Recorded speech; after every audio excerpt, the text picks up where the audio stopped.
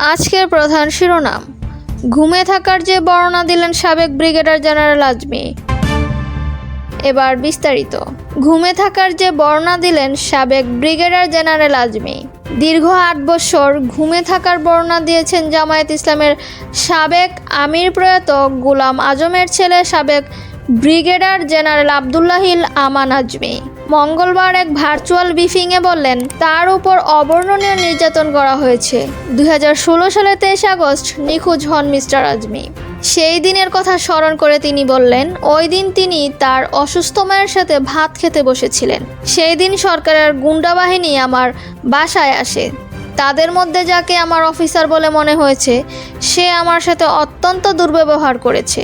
আমাকে তুই করে কথা বলেছে, চরম দুর্ব্যবহার করেছে বলেছিলেন তিনি। প্রতিদিন নতুন কায়দায় নির্যাতন চালানো হতো। তিনি জানান, এরপর প্রতিদিন নতুন কায়দায় তার উপর নির্যাতন চালানো হয়েছে।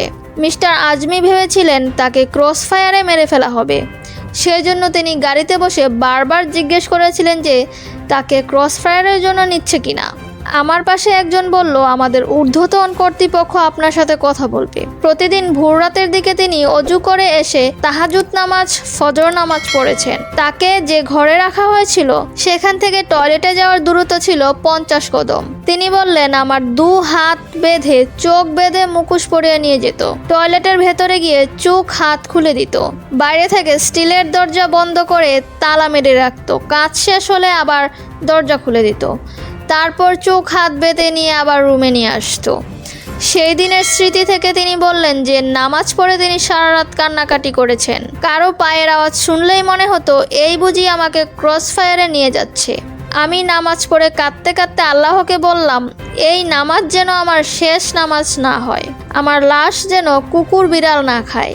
এরপর একটা পর্যায়ে তিনি জ্ঞান হারান ও কতক্ষণ পর জ্ঞান ফিরেছে তা জানেন না। যখন জ্ঞান ফিরেছে তখন তাকে বলা হয় যে আপনার প্রেশার বেড়ে গিয়েছিল। তিনি জানান, তাকে যেখানে রাখা হয় সেখানে দিন রাত বোঝা যায় না। তিনি জানান, তাকে যেখানে রাখা হয় সেখানে দিন রাত বোঝা যেত না। আমি গেল 8 বছর যেখানে বন্দি থাকা অবস্থায় পৃথিবীর কোনো আলো দেখিনি, আকাশ দেখিনি, সূর্য দেখিনি। মাঝে মাঝে তারা চোখ এমনভাবে বাঁধত, মনে হচ্ছিল আমার চোখের মনি ফেটে যাবে। হাতকড়া পরা থাকতে থাকতে হাতে ঘা হয়ে যেত। 8 বছর আমি এই অন্ধকার ঘরে ছিলাম। পৃথিবীর কিছুই আমি দেখতে পাইনি এ সময়।